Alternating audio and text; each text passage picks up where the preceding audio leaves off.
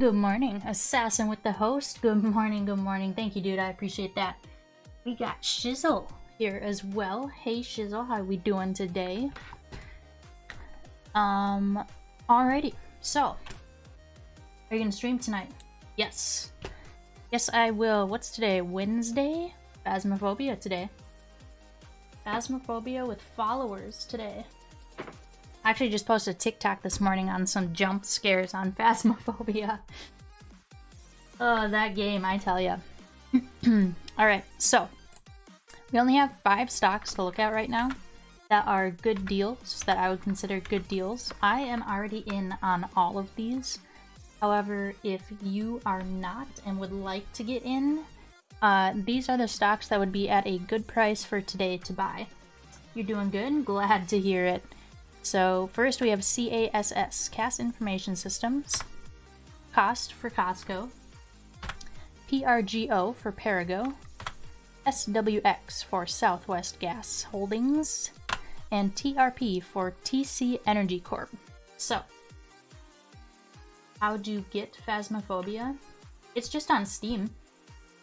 It's like 14 bucks, I think, or something on Steam, if you want to buy it. It's a fun game. I will admit that. Alrighty. Since I am already in on all of these stocks, we don't have anything to buy today. We are up a little on the day. We're up currently $161. And we locked in 2 profits today. 2 stock profits today. Those were KR. We sold it at $31.23 and we made $17, almost $18 off of that one. You don't have any pharma companies? Not right now. Not right now. Well, let me check. I'm actually in on a lot right now. I don't know if any of them are pharmaceuticals though. Basically, if they don't pay dividends, I don't invest in them, is what it comes down to. So no, I am not in any pharma companies currently. I think, actually, there might be a couple on my list. Hold up. Hold up, hold up. I don't know the exact tickers, though. There might be 1 or 2, though, that I've invested in. I remember seeing them somewhere on my list. Let me check. Here, let me check this. It'd probably be under healthcare, right? Let me check my...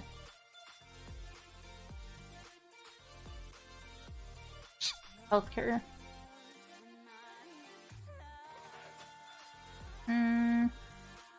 Here, WST, Pharmaceutical, West Pharmaceutical Services. I think that might be it. Yeah, for pharmaceutical companies that actually pay dividends.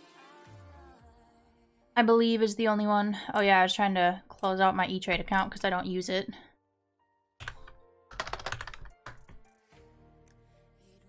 I'll do that later though. And then we also sold... What else did we sell? A GPC, I think it was. Yes. We sold that at $99.15 and we made $24, almost $25 on that one. So our total profit for the month is now up to $562, bringing us up to 1.39% for the month, which is pretty good. I'd like to get over 1.5% if we can. That would be ideal, closer to 2%, but I don't know how that's looking at this point, so we'll see. We shall see. Also, I think I might start investing with margin, just because Robinhood reduced their margin rates. They cut them in half. Their margin interest rates for using margin, so it's at a much better deal. So that gives me more incentive to use margin, but I'll see. I'll start using it and then see how the fees and everything are, how much they add up, and then decide from there. I love the whole Excel sheet. Good to stay organized. Lots of people forget how important that is. Oh, dude. I'm a complete nerd. My dad loves spreadsheets, so I kind of like inherited that from him, but... yeah, no, I love spreadsheets too. They're fun to make, honestly. Like, I don't know, like, those super complicated stuff to do with Excel sheets, but I know, like, basics. Like, you know, your classic if statements. If it's blank, then we don't do anything with it, things like that. So yeah, I actually made a spreadsheet for the exclusive members to use as well. If they want to do their own, let's see, it's this one, for Discord members. So I just posted it yesterday. I made the 2021 spreadsheet yesterday. That was like a tongue twister. So I have these in, you know, if it's blank. So then they only have to fill in the ticker, the number of shares, the average price bought, and then when they sell it. And then everything else is calculated for them. And then they also have dividends they'll have to enter manually. And then fees they'll have to enter manually if they have any fees for Robinhood Gold or other fees, I guess you could say. And then they get a summary as well. These numbers are just, you know, similar to like mine right now, 35,000, but you don't have anything entered here. They would enter their numbers. Actually, no, this would be calculated for them. And this would be calculated for them. The only thing they have to enter on the summary sheet would be the amount that they invest / deposit for the year. Like the total. That's the only thing they have to enter here. So I try and keep it pretty straightforward for them. So yeah, you really don't have to keep track of much other than what you buy, the price you buy it at, and what you sell it at. Dividends for the month, you just total those and put them in the dividend sheet. Fees for the month, and then summary, you just put this here, the rest is automatic. So yeah, they're fun. Is my life at this point? Dude, I can imagine. Actually, I feel like that'd be kind of fun to work with Excel sheets, but I can also see why it could be frustrating as well. I know my dad gave me a quiz one time, me and my brother a quiz one time, about like Excel functions, and I knew like half of them maybe. And he's like, oh, these are ones you should know. And I was like, well, I don't know them. Zombies on stream in the future. Oh, I was gonna actually, Assassin, I was thinking of downloading Cold War once I get my new PC going. I only need the graphics card left. Mike, welcome in, my dude. How are you doing today? Again, I want to thank you so much for your time last night. Like, that information was super valuable. It was a lot to keep up with. I'll admit that. I was trying to take notes while I was listening, but I don't think my notes were too great because I still need some clarification on things. But overload, sorry, no. That's, I mean, if you think about it, that's like one of the only ways to learn, in a way. Like, when you first start in the stock market, you kind of have to start overloading yourself with information so that you get to like at least hear about it and know it, and then you need to dive in deeper to like each subject, I guess you could say, or each topic, so that you get to know it more. That's kind of what I did. Just overload myself and then go into each topic. Oh yeah, so that was the one that people can use, but this one is mine. Okay, there we go. So, Mike, we did sell 2 more stocks today, so now we're up to 1.39% on the month. Obviously, nothing compared to what you make, but, you know, we're working on it. Money's money, right? This one, oh, I did find an error in this one, because this one looked super high in July. I was like, why was that so high? Because I don't remember it being that high before. I think it was RGA. I had this at 76 instead of 96, so it was like a 30% return. I was like, that doesn't look right. So now these are the correct numbers now. Stocks is a whole different ball game. It really is, but I love it. I really do. So I'm here adding them to my plan next year. Perfect. Perfect, yes. So yeah, Mike, out of the things you showed me yesterday, I think I kind of got the hang of, like... okay, I kind of got the hang of the first one you showed me with the doji zones. I was, like, trying to draw those out afterwards, and I was like, okay, I think I know what I'm doing.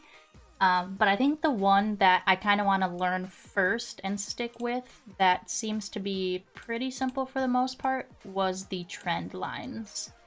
I know I saw you're using those this morning as well, I believe. I think you made a trade off one of those, so I think that's the one I'd like to start with. That's the group's favorite. Yeah, I think I still need some more like clarification on it, because I know like the basics, but there are a couple, I think, clarification points that I didn't quite get into my notes, but that's okay. We're going to stream on the weekend. Oh yeah, Assassin, you stream, is it Monday, Wednesday, Friday, or is it Tuesday, Thursday now? I forget. People keep like changing their schedules. Oh, okay. So let me go back to, okay, this is our portfolio for the day. We're up on the day. Having a green day in the market today. We'll see if we can sell any more today. I'd ideally like to hit 1.5% this month. 1.5 to 2% this month. See if we can keep up with that, but we shall see. Holidays are coming up, so things might slow down, but you never know. Monday, Wednesday, Friday, and occasional weekends. Awesome. Ooh, tournament this weekend. I would love to watch that. Oh, but yes, Assassin, once I build my new PC... I went off on a tangent, sorry. Once I build my new PC, I think I want to get Cold War and start playing Cold War, as well as Warzone again, because my current PC can't handle Warzone, just because of the graphics and everything. But I only need the graphics card now. And currently on Amazon, it's available, but it's $600. And there are 2 other places that sell it. I think it's Adorama, is that how you say it? And Staples both sell it for less than $450, but they're both out of stock right now. You're killing it. Thanks for paying 1% per year. True. This is true. That's why I moved all my savings and am investing it. What kind of card you getting? I'm getting a 5700 XT, Radeon 5700 XT. Let me check my list again. Oh, here, I can show you all the parts you probably don't care to see all the parts I got. They're just sitting in my room right now. I just died too many times.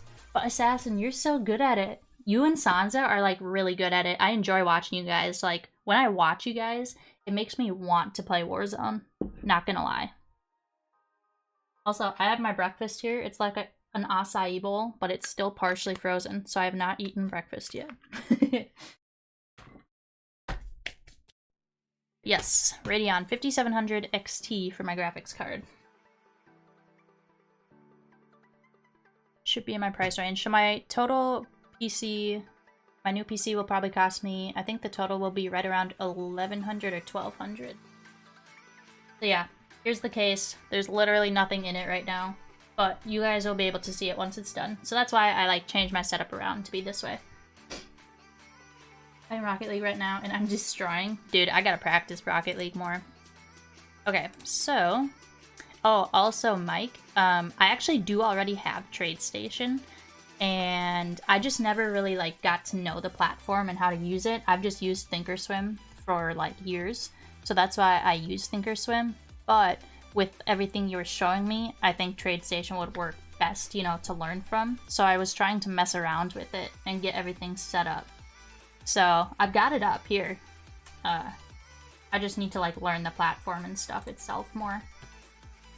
I've got that on my other screen. So let's go ahead and test our strategy we were working on yesterday with the RSI indicator. I think this is one like Day Trader Gamer was working on or something, where like if it becomes oversold and then it comes back above 30, he buys in, and then, you know, just a stop loss here on the low. Like so. Just a simple strategy. I think I was trying to do like a 2-to-1 on that as well. But let's go ahead and continue that for the rest of our stream. We've got about 40 minutes left to practice that. Let's see if we can get... Oh wait, yeah, that was the right one. Duh. Okay, there. Streaming, live trading. Here we go. Ah, yes. We profited yesterday. Okay. Let's do futures with this, actually. I added my micros to here. I love it. I don't find very many with TS. With TradeStation. I think TOS is Thinkorswim, technically, that people refer it to. But yeah, I think it would be easiest to learn if I also have the same platform. Plus, Thinkorswim doesn't have the same type of, like, pivot points and stuff, so... That would make it hard. I mean, I could just code it, but I don't really want to take the time to do that and learn how to do that. I've coded some things before in here, but I've got TradeStation already, then might as well just take the easy road. Okay. Now we just need to wait. Market's really just consolidating today, really. Kind of staying in between this zone here right now. So unless we break out of these zones, I don't expect it to move much today.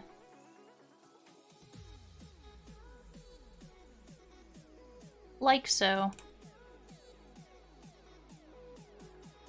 And I'll do gold just for the heck of it. I know gold is a pretty popular one to trade. Actually, it opened up. This was the open. Go there. Yeah. Gold is has a little more movement here, but we actually might not get any trades on these. These? Not really.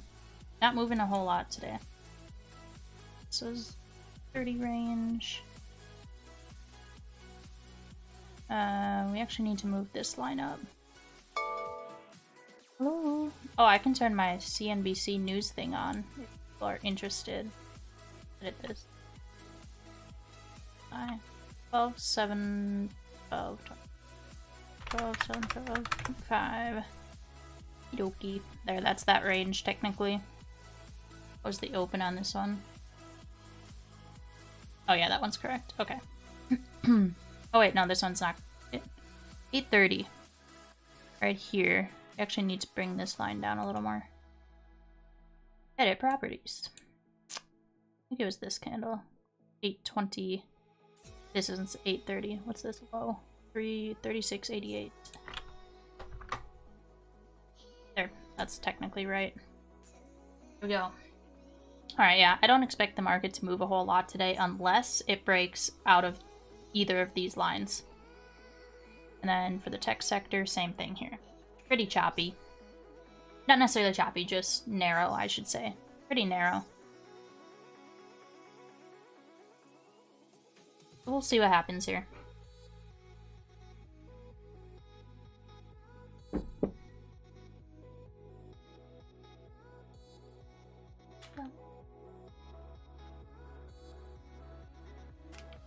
So, add my granola and coconut. My acai bowl. Does anybody in chat have any questions or anything they want to talk about stock related? Stock market related, I should say. We can talk about Forex, crypto. Not that I'm an expert at either of those. I still barely know about them. But if you want, we can talk about them. Charts, chart analysis, any specific stocks, any concepts, anything from anyone. I am here. I'm still young and not as wise as Mike, but I'll try my best to answer any questions.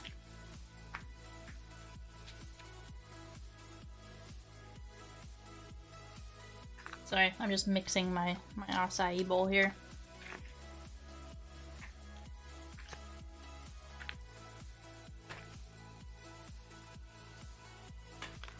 Okay, let me turn the news on for something to, oh, is it just not on? Oh, there it goes. Creates experiences. Turn the music off quick. To stay within, to pay subscription fees, and grow from there. Let me know how the volume is if you guys can hear this. You put it really well, but the way we look at it is we know that players really want to be able to enjoy the content that we create. Myself. So we went from a model, as you said, where we used to ship a game every 12 months or every 24 months, depending on the franchise, to an always-on engagement. And I think that's what has really changed in consumer behavior and consumer habits. Players want to be always on and have the game available wherever they may be. And that's why it was so important for us to be able to build the Call of Duty mobile franchise and building on our mobile capabilities. So they're talking about Call of Duty on CNBC right now. A big content launch at the beginning of the franchise cycle, but we also provide episodic content throughout the year. And then we have different monetization models that we provide so that we can expand the base. And that has actually proved to be the case. So this year we've had about over 200 million players of Call of Duty, which is a record for our franchise. So to what degree does that put you into either competition, co-opetition with some names like Google and Amazon that are trying to launch cloud gaming platforms? We see Apple having this. Hey Mike, are you still here? I just have a quick question for you if you are. Also working with Epic now on some different things. How do you decide who your partners are, and to what degree you just go head to head and say, no, we want the user to come to us first and play Call of Duty on no matter what platform? On a 1 minute chart, I forget exactly which moving average you said you use. Is it the 5 MA? And it's a simple one, right?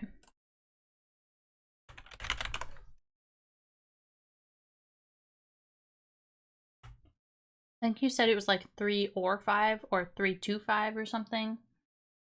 I can't quite remember which one you personally use. Out of preference, either simple 3, 4, or 5. Okay. Oh, you use 4. Perfect. Gotta learn from the master himself. Yo, what's up, smart people?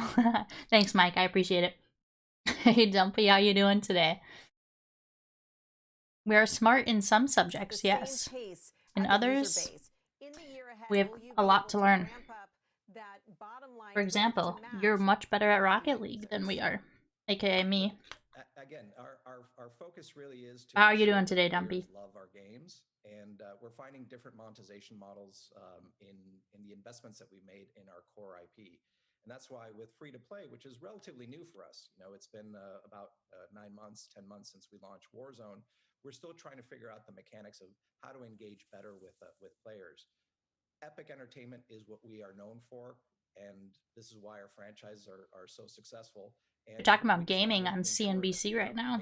Kind of actually a good topic for this stock stream. Enjoy the games. And to date, our strategy is really paying off, and you see it with our growth in our user base.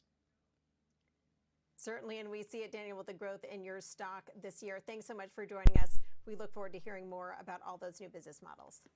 Thank you, and happy holidays to everybody. In the meantime, keep an eye on shares of RealReal and Fubo TV. We talked about those winning streaks. I have no idea what this is or what's happening. We're trying to make money. That's what's happening. But of course, session's not over. Down about 4.5%. I'm doing great. You? I'm also doing great. Thanks for asking. Continues in a moment. Don't go anywhere. Just chilling, eating breakfast while we watch the stock market here.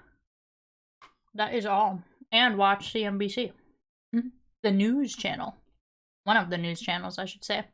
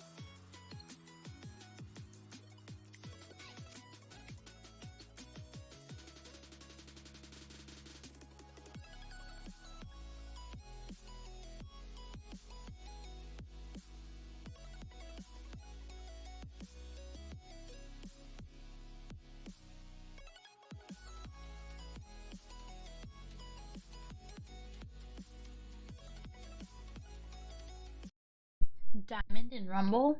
That's awesome, dude. I can't play that mode to save my life, honestly.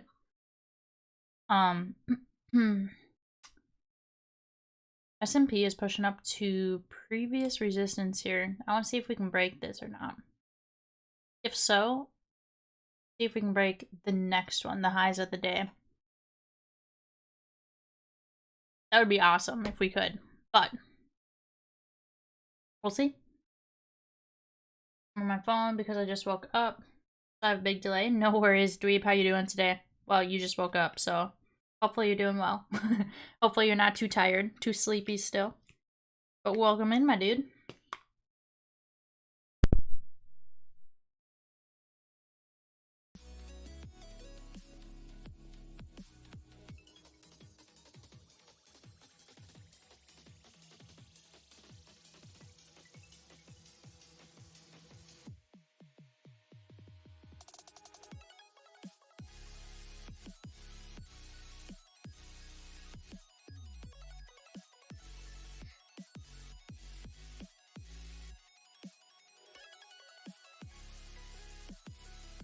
You're still kind of tired. Bummer, dude. If I'm still tired when I wake up, I usually fall back asleep, but I was actually pretty good this morning. Excited to learn. Although I know I can do better than Plat 2 in my comp dumbbells, right? Gotta keep working at it, Dumpy. Just gotta keep practicing. You can talk about Rocket League all you want.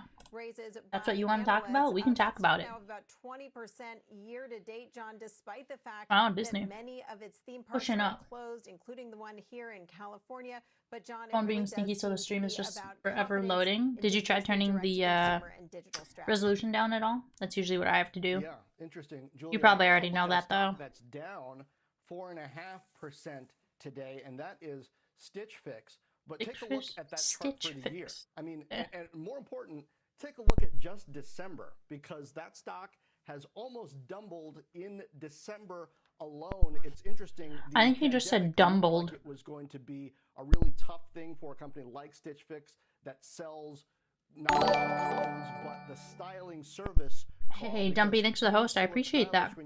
Well, this is a stock stream. It is. The very fact that people don't have to go out to shop, but I am willing to talk about whatever you want. In a quality manner. You know, they surprised a bit, Carl, in their earnings and guidance this time, and the stock, wow. It's true, John. So many names have upended expectations given what people thought they knew they were heading into when the pandemic began. Finally, watch JPM. It's up $30 in about 6 weeks. Fresh 9-month high today as we watch the possibility of being over reserved, the buybacks, and of course.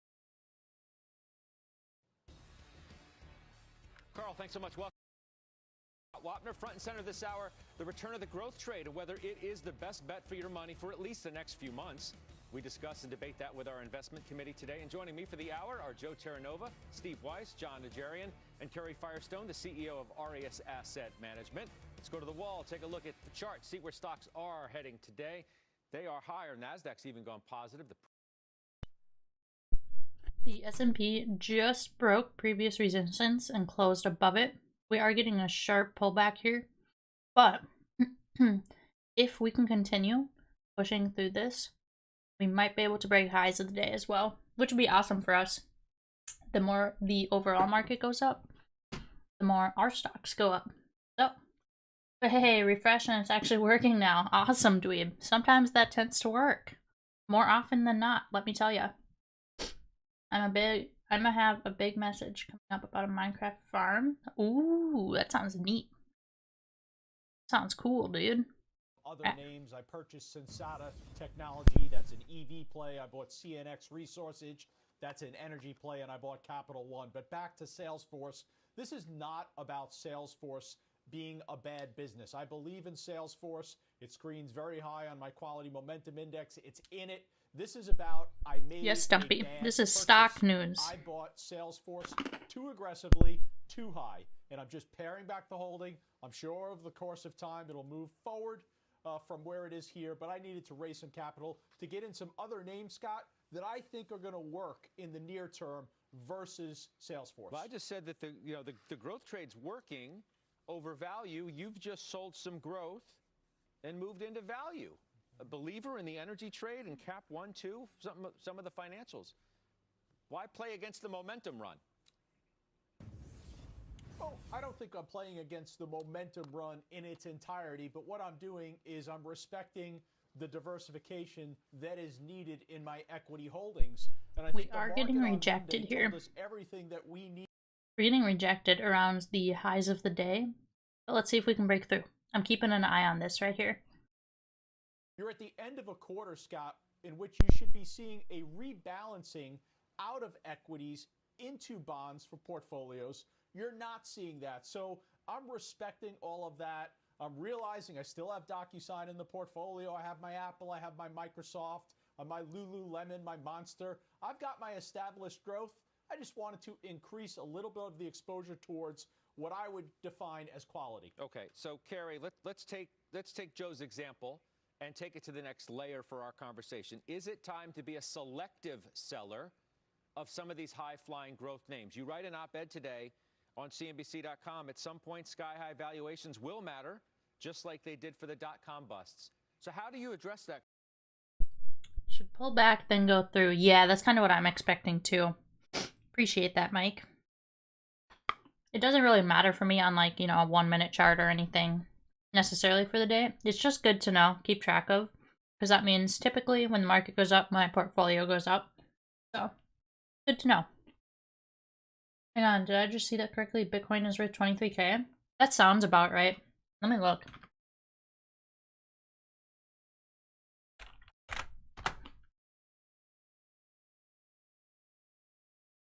I do have a little bit invested in crypto.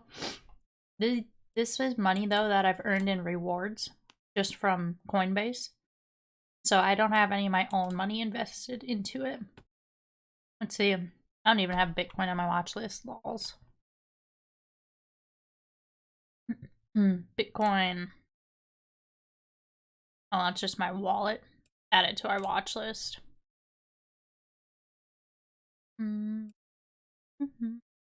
Yes, it's at $23,486.40.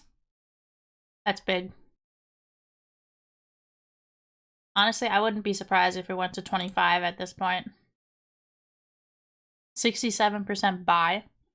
Dang. Yeah, I bet most people are betting it's gonna go up to 25,000, honestly. Yeah. So I've been earning rewards from Coinbase. If you're part of my Stock Lab Discord, here, let me do this. You can use my referral in the, what's it called?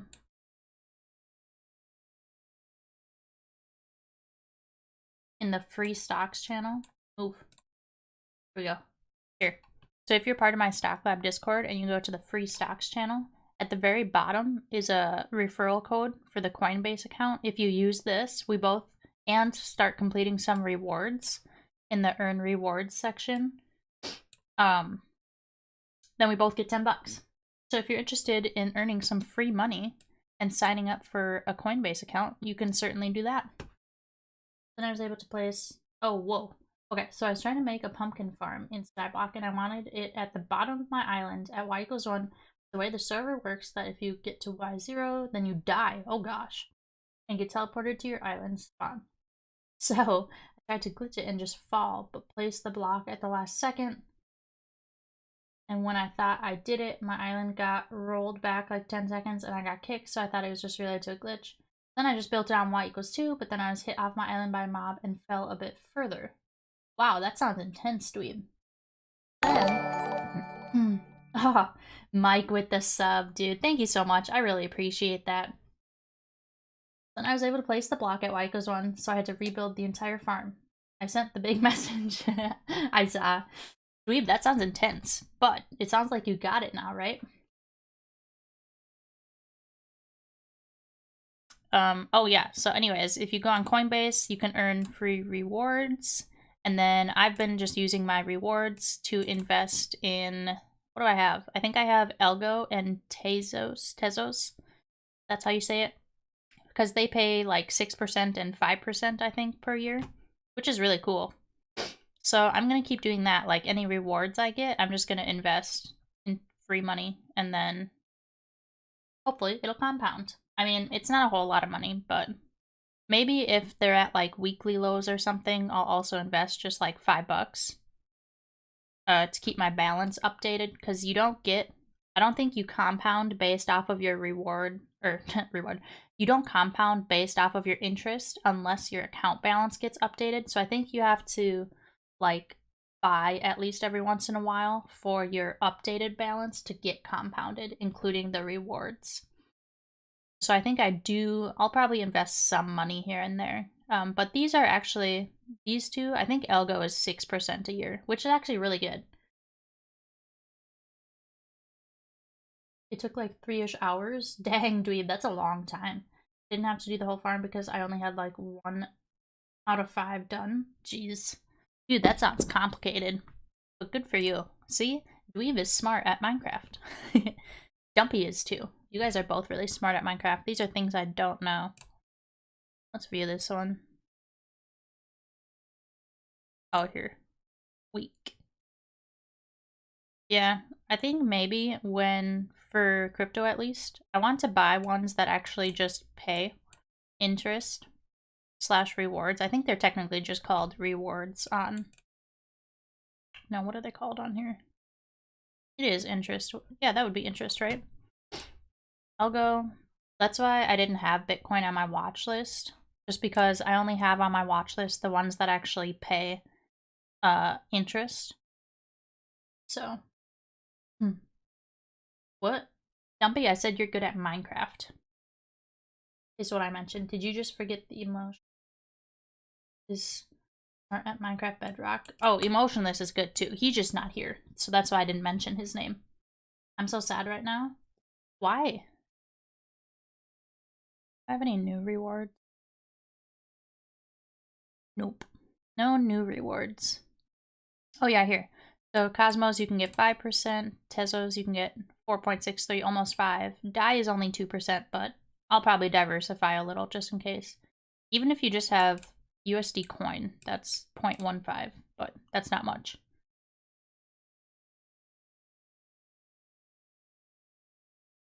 So yeah, that is that. Little bit of a crypto lesson there. Not much of a lesson, just more so information, but... You're still banned on CubeCraft? Did they ever get back to you? They finally released 2v2 duels? Ooh. Game I've been so excited to play. You appeal? Oh yeah, I think you appealed, but you hadn't heard back yet, right? Ugh. I'm sorry, Dumpy. That's no fun. Okay, listen to this again. I don't think that's the right circumstance to be allocating towards right now, but I think sentiment is correctly aligned with the conditions that are within the market. And then lastly, Scott, it's the Federal Reserve. Oops, I just want to mute it. Scott, it's the Federal Reserve. There. The Federal Reserve is... If you are looking for... Actually, no, that might not be right because I'm on the 1 minute. Important from that was you can't tell me that Treasury Secretary... No, this is correct actually because I have it in the scan. If you're looking for stocks to buy today, if you are following my strategy... So let me ask you this though. Why didn't that mute? There we go. I personally, I think I'm already in on all of these. Let me double check ATO. Atmos Energy. Yep, we're already in on that one. Checked all those. And then WEC, I believe. That's an energy one as well. But yeah, if you're following my strategy, since I already own these, they won't be posted today just because I won't be buying them today. But if you're looking for new stocks to buy with the strategy I've been using, sorry, my necklace is all turned around. These would be the ones to buy today.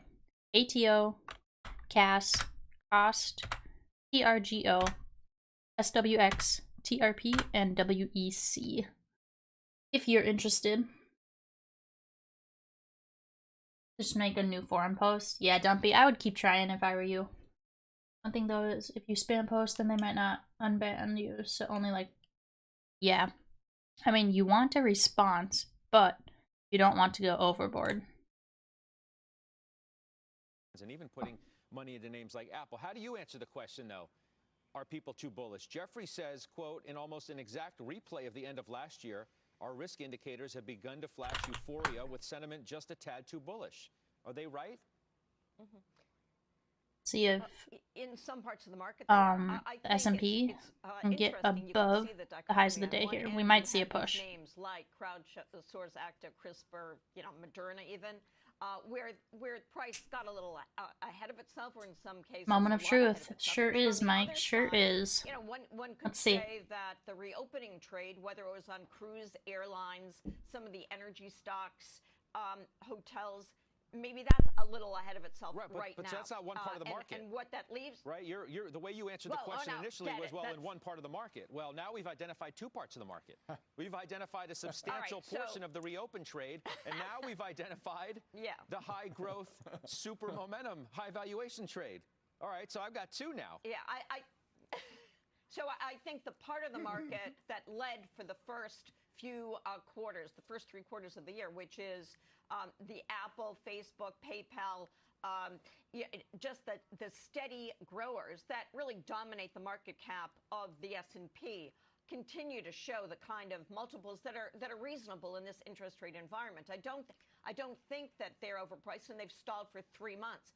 Apple's really done nothing. If you look at a chart of the FANG stocks, Netflix as an example, we bought Netflix precisely because it had come down, and we compared it to Disney recently. Now, Disney's been a fantastic stock, but at this price, we think that you can make a compelling case for Netflix over Disney. We broke. Just good call. The move that Disney has had in both valuation and streaming, and good for them. But see, that's experience. Here, let me read this. That's experience I don't quite have yet. Is when it comes up, I don't know whether we're gonna get like a huge pullback at this resistance, or whether it's gonna pull back and break through, like you mentioned. That's just not experience I have yet. But no, that was a good call. Want to hear a pun? Absolutely.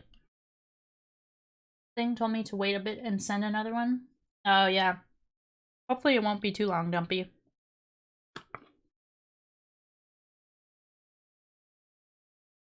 S&P. S and P. Like the ampersand. SNP. S and P. S&P 500. But yeah.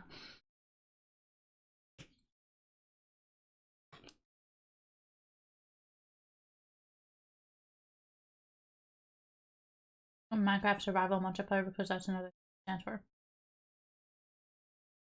Oh, I see. What's a bee's favorite food? Honey. Anyways, I'm less tired now, so I'm gonna get out of bed and do the normal wake up things and come back. Sounds good, Dweeb. Thanks for popping in, dude. Hopefully I'll catch you in a bit. Wasabi. Oh, that's a good one, Dweeb. Or Dumpy. I like it, Dumpy. I like it.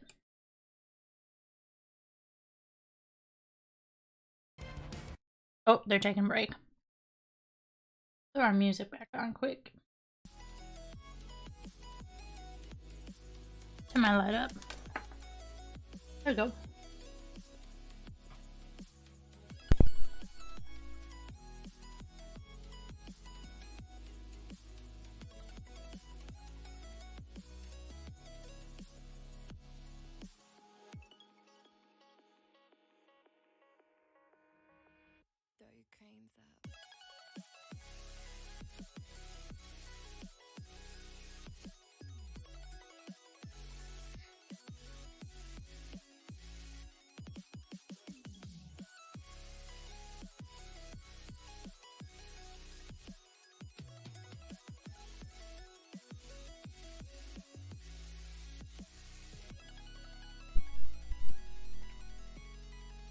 Looks like we might hold this high of the day. We might hold this support level. Let's see.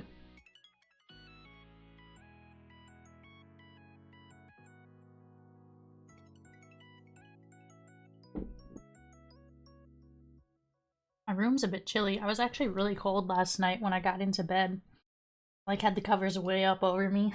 I need to open my vent again. It always used to get way too hot in my room, so I closed it, and now it's too cold. Constant issue. Maybe I'll open my vent like halfway. That might work.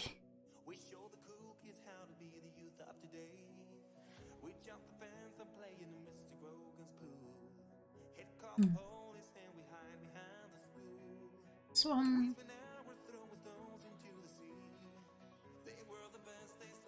Drawing.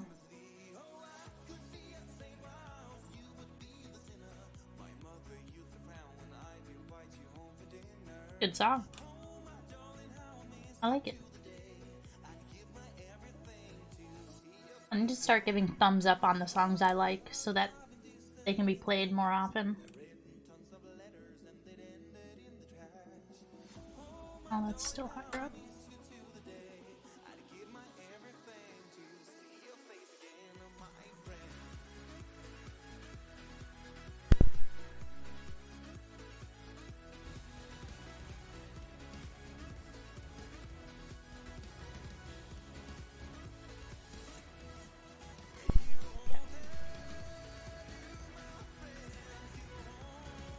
Oh, CNBC is back. Positive there across the board for stocks today. The way you invest in IPOs may There we be go. about to change after the Securities and Exchange Commission approved a new type of direct listing at the New York Stock Exchange. Our Leslie Picker following the money for us. Ooh, this will be good to listen to. People you've been talking to. I don't personally invest in IPOs, but I know a lot of people do. A big question mark at this stage of the game because, as you mentioned yesterday, the SEC greenlit this idea of, and I think this is the term that people are now using, a primary direct listing. What this means essentially is that a direct listing can also have a component alongside of it where companies are allowed to issue primary stock or stock that they can then use to raise cash to then reinvest in their business. Something that was previously a big deterrent for companies that were pursuing the direct listing method. They were unable to actually tell your best fundraise joke or that pun. coincided Oh my with gosh, their I don't know one actual, off the top of my head. mechanism of I'll have going to think public. about it Now that and get back to you, Dumpy. has been lifted according to the SEC, which from the SEC standpoint, from the NYSE standpoint, which submitted the proposal to actually have this be a new rule that's put in place, as well as a lot of VCs, they see this as a way to really democratize the IPO process because it gets rid of a lot of the Wall Street involvement. It allows the companies to no longer necessarily allocate stock at a discount to certain investors and watch that stock go, soaring on the first day of trading, as we saw with Airbnb and DoorDash a few weeks ago.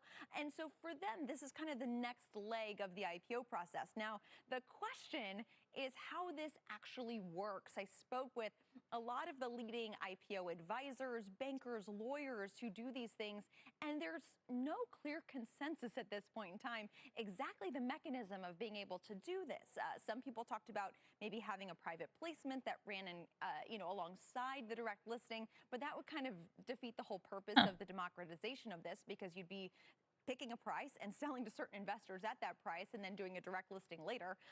Other people are a little We're trying to hold this support level, but we might break back through. Provide if the stock actually went lower than expectations, that could cause a lot more dilution. It could cause the company to effectively sell more of itself in this process than it initially intended. All of those uncertainties, I'm sure there are very trying to hold that line. Working on this right now and will find a solution to it. But the question is, how widespread will it be?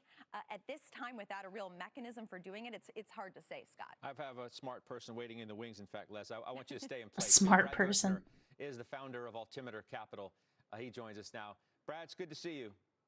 Yeah, it's great to be back with the halftime gang, Scott. Thanks for having me. You tweeted your obvious support of this yesterday. I know you watched the interview that Bill Gurley did with Sarah and myself yesterday on the closing bell. You think this is a great thing? Well, listen, there's a lot of nuance here. Leslie just nailed some of the nuance. And when there's change, right, it takes a while to flush out exactly how everything works. But one thing is absolutely clear.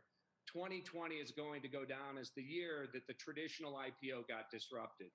The three doors to the IPO market, a sponsored partnership with somebody like Altimeter, a traditional bank underwriting, and now a direct list with a primary raise, they're wide open. That means lower cost to companies, which is better for employees, and it means a lot more fair access to retail investors. So hats off to the SEC and to the exchanges and to folks like Bill Gurley. Yeah, right near previous highs of the day, right? How do you address some of the issues? Or not Leslie highs, but resistance. I know you heard her report. So how How do you respond to that from your Right, side of the table? about here, Yeah, right? well, I don't think that the primary raise is From going to be a side-by-side candle private was that? placement. The In fact, 836 it's just candle. going to be a crossing of the buy and sell shares on those primary Yeah, shares. close to there. But she rightfully pointed out the market is going to go where the market is going to go. Awesome. And for some companies, Is that the one you traded this uncertainty will morning on the cause trend them line? to choose a traditional I IPO don't or to think partner with somebody the like ticker Altimeter was or a on sponsored the chart. approach, Oh, where here they it is. have Here's a new one. absolute certainty as to where those primary shares are going to price. And so, you know, it's easy to say in a market that has uniformly gone up over the course of the last 10 months that everybody's going to move to a direct list with a primary raise. That looks like a good one. But when you think about different market conditions, that predictability, that underwriting, or that sponsored approach may in fact be a better approach for a lot of companies. I asked Gurley yesterday whether he thought this was going to Nice. change the traditional IPO process as we know it. Let's listen to part of his answer, and then we can talk about that on the other side. I can't imagine in my mind take a look when at you that can on do a my primary trade offering station. to a direct listing, why any board or CEO or founder would choose to go through this archaic process that has resulted in massive one-day wealth transfers straight from the founders, employees, and investors to the buy side. I mean, in 2018, it was $6 billion. In 2019, it was $7 billion. This year, it's going to be over $34 billion in one-day giveaways. So, Brad, Gurley's going all in, obviously. It doesn't sound like maybe you're willing to go quite as far as he went yesterday. I mean, first, let me be absolutely clear. Bill was out front. I helped put on the direct list conference with him a couple of years ago. He's been out front, and he's driving innovation that is great for companies. And he's absolutely correct that these one-day pops, as we've recently seen in Airbnb and DoorDash, lead to a lot of challenges for the companies, right? The employees are wondering why they can't sell into those pops. Retail investors are buying at prices that institutional investors are probably not pricing at.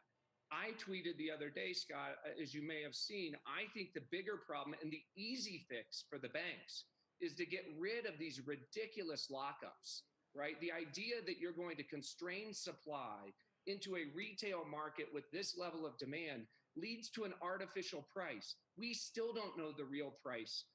We won't know the real price until we really have all of that supply in the market.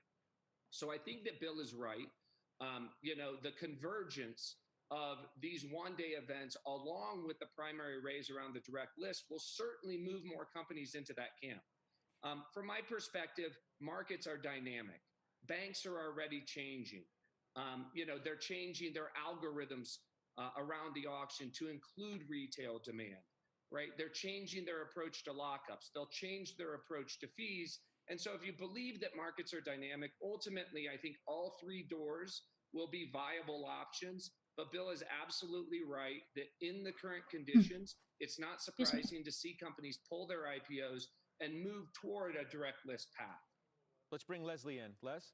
Brad, to your point on the lockup dynamic, Airbnb actually did have an ability for their employees to not be locked up and not be subjected to those similar lockups that we see with previous companies. And that stock still soared on its first day of trading.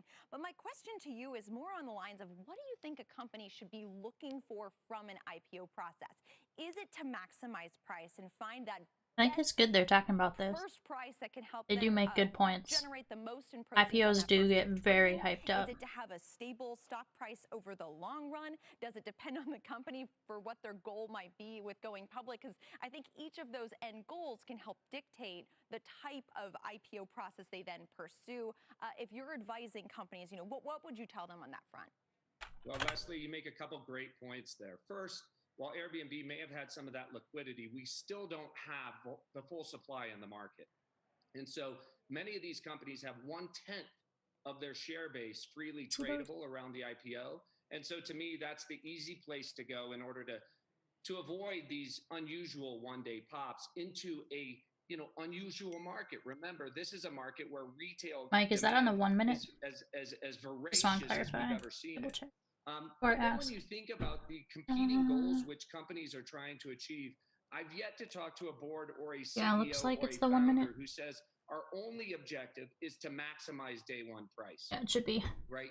The crossover into the public markets is just that. It's a single day event Okay, to thank get you. the company into the retail markets. Trying to They want it practice to be my positive for trend their line brand, drawing as well. Kind of positive follow for their along. employees, positive for their customers.